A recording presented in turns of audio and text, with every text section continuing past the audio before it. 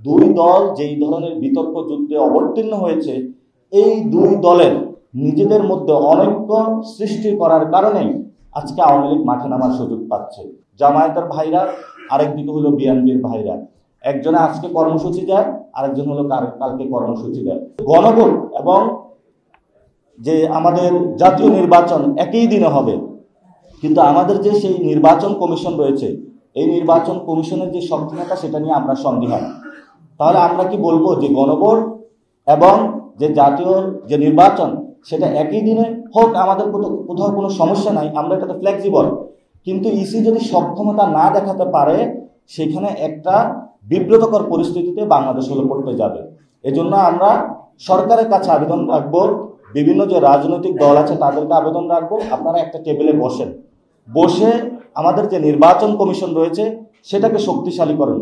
যদি নির্বাচন কমিশনকে শক্তিশালী না করা যায়, তাহলে একই দিনে গণভোট এবং যখন জাতীয় নির্বাচন দেওয়া হয় তখন ওই দিন এটা হুমকির মুখে পড়বে। এবং আমরা চাই না যে গণভোট এবং জাতীয় নির্বাচনের ওই দিনটা কোনো ইসির অব্যবস্থাপনার কারণে আমরা আরেকটি নতুন ক্যাওটিক বা বিশৃঙ্খল পরিস্থিতির দিকে বাংলাদেশ ধাবিত হয়। আমাদের আরেকটি বিষয় রয়েছে, যেটা হলো বর্তমান আওয়ামী লীগ মাঠে নামার সুযোগ পাচ্ছে কেন? মাঠে নামার সুযোগ পাচ্ছে দুই দল যেই ধরনের বিতর্ক যুদ্ধে অবতীর্ণ হয়েছে, এই দুই দলের নিজেদের মধ্যে অনৈক্য সৃষ্টি করার কারণেই আজকে আওয়ামী লীগ মাঠে নামার সুযোগ পাচ্ছে। আমাদের একদিকে হলো জামায়াতের ভাইরা, আরেকদিকে হলো বিএনপির ভাইরা, একজনে আজকে কর্মসূচি দেয়, আরেকজন হলো কালকে কর্মসূচি দেয়, এবং নিজেদের এই তর্ক যুদ্ধে পড়ে মাঝখানে হলো চুপ করে হলো শেখ হাসিনা বাংলাদেশে ঢোকার হলো প্রচেষ্টা চালাচ্ছে।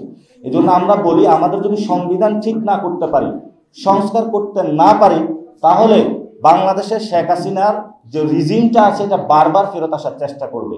শেখ হাসিনা এখানে প্রতীক, কিন্তু শেখ হাসিনার যে শাসনতান্ত্রিক কাঠামো এটা বাংলাদেশে বারবার ফেরত আসার চেষ্টা করবে।